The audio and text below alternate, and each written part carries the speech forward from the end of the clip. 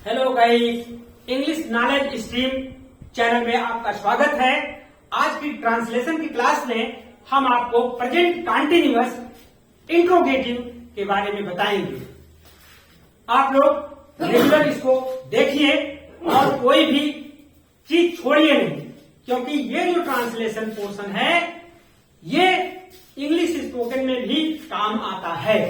इसलिए आप इस क्लास को भी इग्नोर ना करा करें, क्योंकि इसमें भी कुछ नई नई जानकारियां आपको अवश्य मिलेगी और आपको इंग्लिश स्पोकन में बहुत ही हेल्पफुल साबित होगी। इसलिए तो चलिए बिना देर किए हम स्टार्ट करते हैं present continuous interrogative sentence.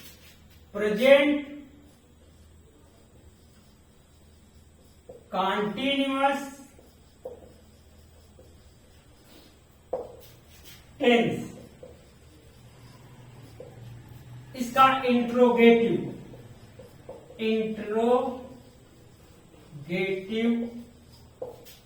Sentence.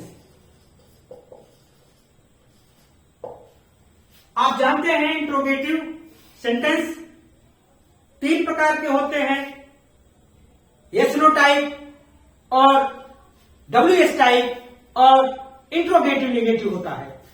तो इसमें आप कंटीन्यूअस का नाम अच्छी तरह जानते हैं, इसको प्रोग्रेसिव टेंस भी कहते हैं और इसको इम्परफेक्ट भी कहते हैं। तो इसका हम रूल लिख देते हैं। पहला जो आपका टाइप है सेंटेंस का वो yes no type, yes no type. इसका मतलब है कि जिसका उत्तर हां या ना में दिया जा सके और यह हमेशा क्या से शुरू होता है। इसको वाक्य हमेशा जब वाक्य क्या से शुरू हो, क्या से शुरू,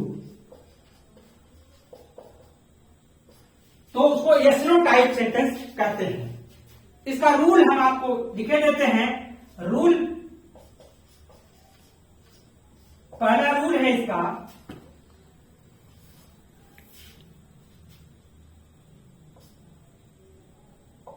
इज एंड आर, फिर उसके बाद सब्जेक्ट यानी कर्ता, फिर क्रिया का चौथा भाग, क्रिया में ING और फिर कर्म और उसके बाद अन्य, प्रश्नवाचक चिन्ह लगा देगा लास्ट में।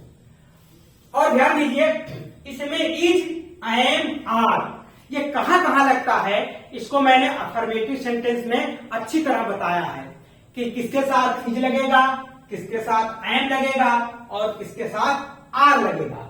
जैसे क्या वह पढ़ रहा है, क्या वह पढ़ रहा है। अब इसमें देखिए वह है, थर्ड पर्सन है और एक वचन है, तो इसके साथ इज लगेगा। सबसे पहले हम लिखेंगे इज, फिर उसके बाद ही रीडिंग, इज ही रीडिंग। इसमें देखिए इसमें ये क्रिया जो आ रही है ये अकर्मक है। There is no object in this sentence. इसमें इस सेंटेंस में ऑब्जेक्ट नहीं है, इसलिए अकर्मक क्रिया है। क्या वह पत्र लिख रहा है, क्या वह पत्र लिख रहा है। अब इसमें is he writing a letter, क्या वह पत्र लिख रहा है। अब यहां देखिए इसमें ये इंट्रांसिटिव वर्ब थी और ये ट्रांसिटिव वर्ब हो गया, इसमें कर्म आ गया कि क्या वह पत्र लिख रहा है, इसमें कर्म आ गया, ये कर्म आ गया, इसमें कर्म नहीं था। तो ऐसे भी वाक्य होते हैं किसी में कर्म नहीं होता है, इंट्रांसिटिव और ट्रांसिटिव वर्ब अच्छी तरह से आप जानते हैं, मैंने पिछले वीडियो में बताया है, उसको अच्छी तरह से देख लीजिए। और अब देखिए, क्या मैं चाय पी रहा हूं। ये सकर्मक क्रिया है, ध्यान दीजिएगा। तो अब मैं के साथ एम लगता है, आई के साथ एम लगता है, इसलिए एम पहले आ जाएगा। Am I taking tea. क्या मैं चाय पी रहा हूं। क्या मैं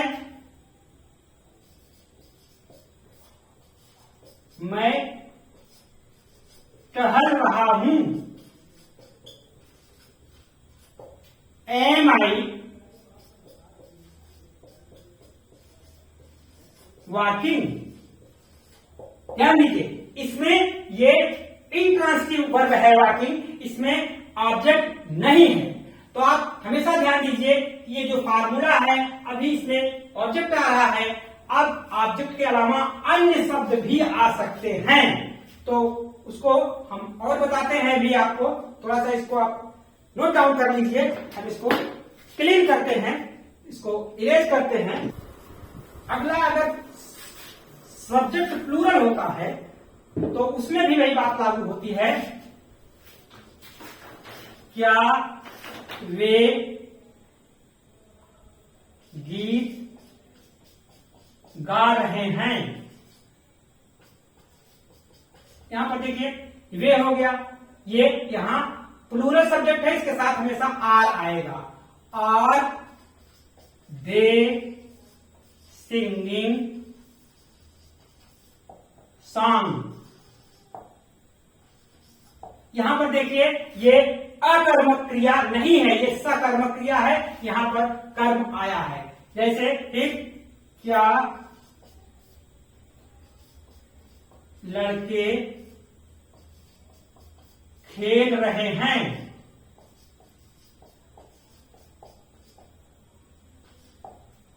आर बॉयज प्लेइंग। यहां पर देखिए, ये प्लेइंग, आर बॉयज प्लेइंग, यहां इंट्रांसिटिव वर्ब है, इसमें ऑब्जेक्ट नहीं है। अब आपने देखा, एक तो विदाउट कर्म वाला वाक्य, एक कर्म वाला वाक्य देखा। अब अन्य क्या चीज है, इसको भी हम आपको क्लियर किए देते हैं। क्या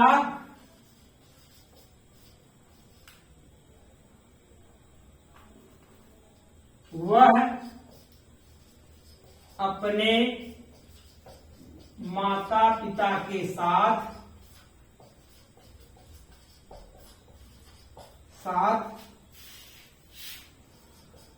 शहर जा रही है। तो यहां पर देखिए, ये सेंटेंस में अन्य वर्ड भी आ जाते हैं। तो is she going to city with her parents.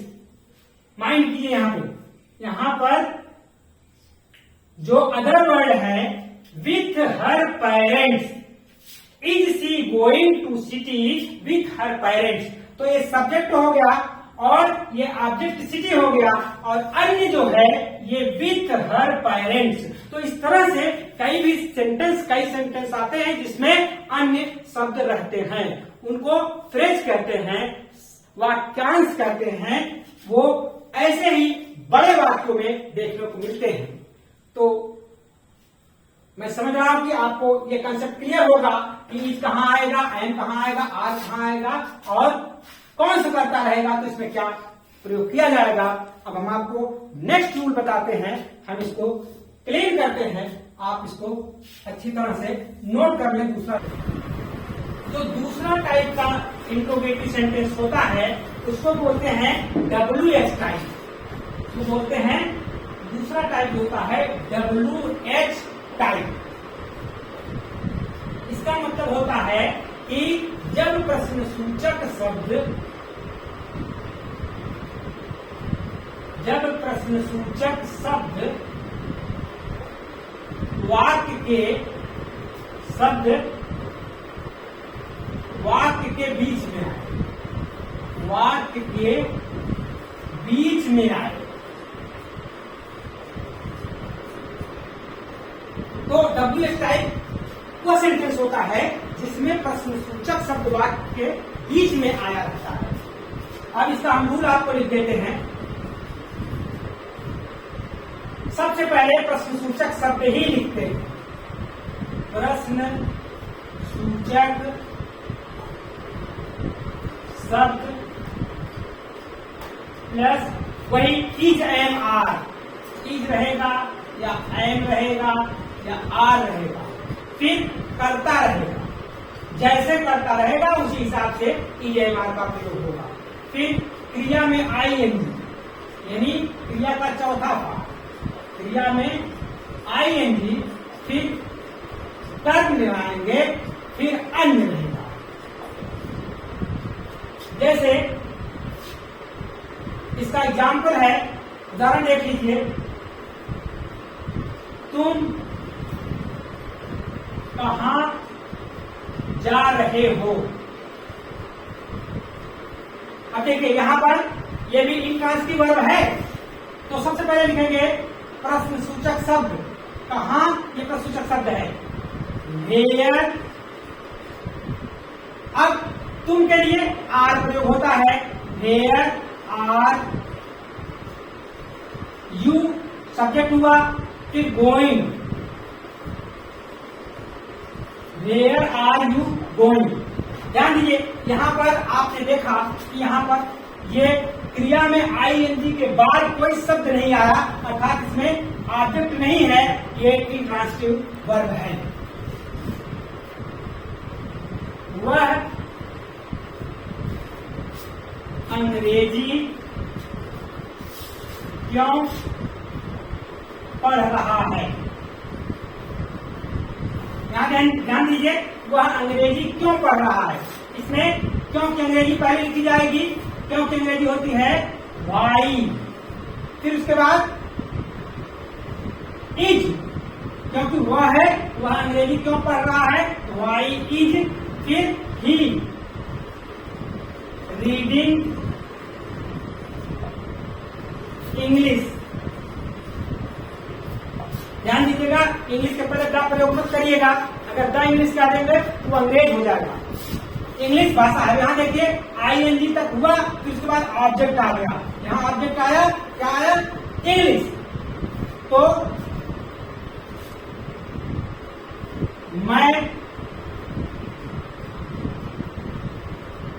अपने कमरे में उपन्यास कैसे लिख रहा हूं, कैसे लिख रहा हूं। मैं अपने कमरे में उपन्यास कैसे लिख रहा हूं, तो how am I writing a novel in, अपने कमरे में, इन माई रूम। यहां ध्यान दीजिए, इसमें कर्म आया, how am I writing a novel, कर्म हुआ, उसके बाद अन्य शब्द इन माई रूम, ये अन्य शब्द हुए। फिर उसके बाद आपने देखा कि इसमें कभी इंट्रांसिटिव वर्ब आती है, कभी ट्रांसिटिव वर्ब आती है, और कभी कभी उसमें फ्रेज भी जुड़े रहते हैं, वाक्यांश भी जुड़े रहते हैं। वह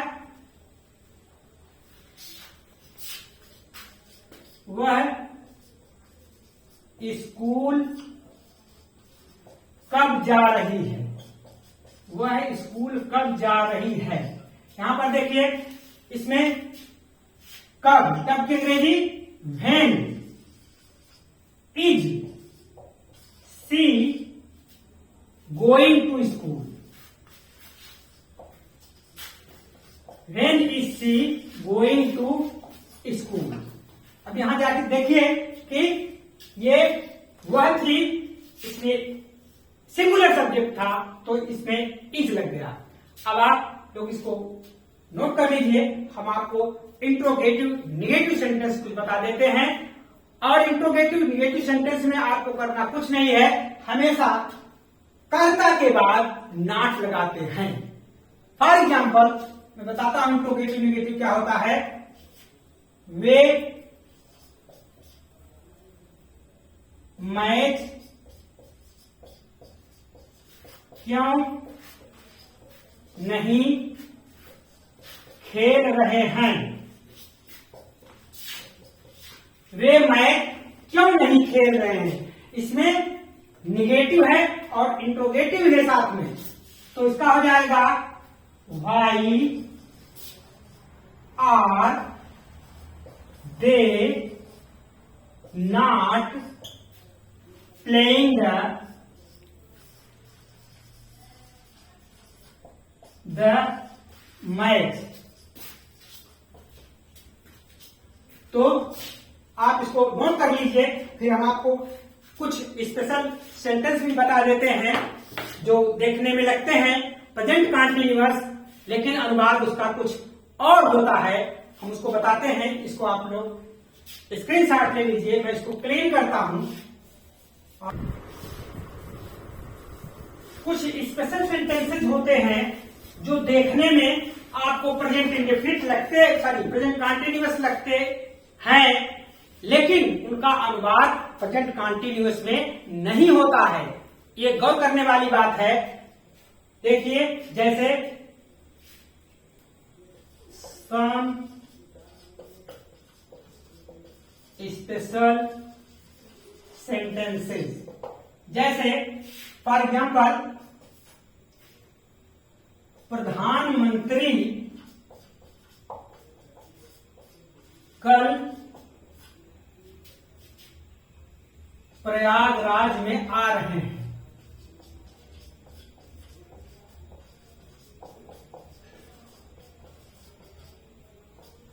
ध्यान दीजिए, प्रधानमंत्री कल प्रयागराज में आ रहे हैं। अब इसका मतलब है कि प्रधानमंत्री इलाहाबाद में आएंगे, ना कि कमिंग करेंगे आप। तो इसको आप लिखेंगे प्राइम मिनिस्टर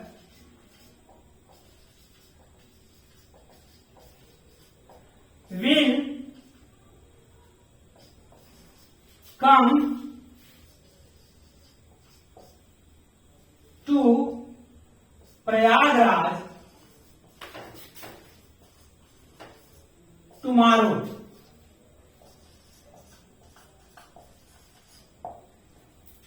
तो ध्यान दीजिएगा, इस तरह से सेंटेंस आवे तो सिर्फ का अनुवाद किया जाता है। यहां पर ये फ्यूचर इंडेफिनिट में हो जाएगा, क्योंकि आएंगे, कल आ रहे हैं बल्कि आएंगे। तो इस पर गौर करिएगा। और दूसरा सेंटेंस,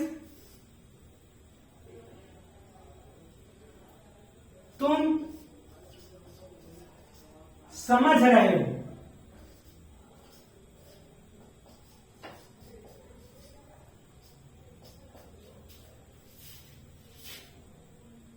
क्या तुम समझ रहे हो? क्या तुम समझ रहे हो? तो इसमें समझ रहे हो, यहां पर जो सेंसेस से रिलेटेड होते हैं, जो सेंस से रिलेटेड सेंटेंसेज होते हैं, उसमें हम आईएनजी का प्रयोग नहीं करते हैं। तो इसको कहेंगे do you understand. Are you understanding नहीं कहेंगे। मैं दरवाजे पर किसी को देख रहा हूं। I see someone at the door. मैं दरवाजे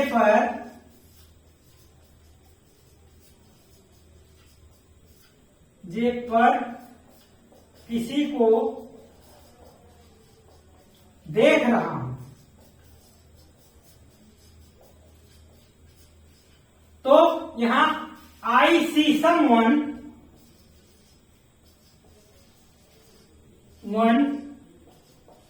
एट द डोर।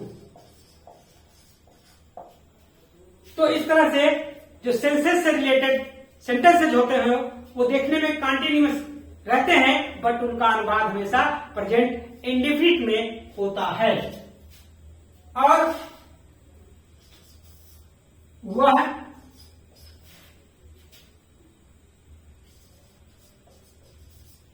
कुर्सी पर बैठा है। तो इसको तो मैंने आपको बताया भी था एक बार, लेकिन फिर देख लीजिए, ऐसे सेंटेंस में बैठा है, खड़ा है के लिए तो he is sitting on the chair, और वह शहर जाता रहा है।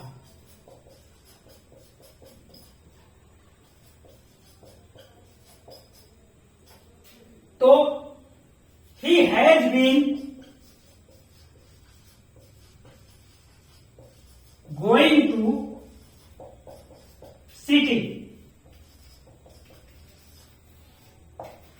तो ये कुछ ऐसे ही स्पेशल वाक्य हैं, ऐसे स्पेशल सेंटेंसेस हैं जिनको हम उसका अनुवाद करते समय, even at the time of talking, बोलते समय भी आप इस पर गौर करेंगे कि इनका अनुवाद कॉन्टिन्यूअस के सारे सिम्टम्स मिल रहे हैं।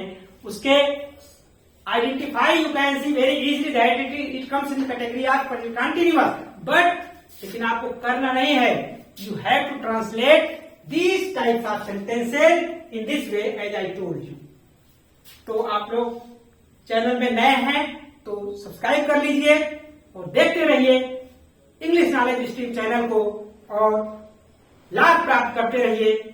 लाइक करिए, शेयर करिए। Thank you for watching this video.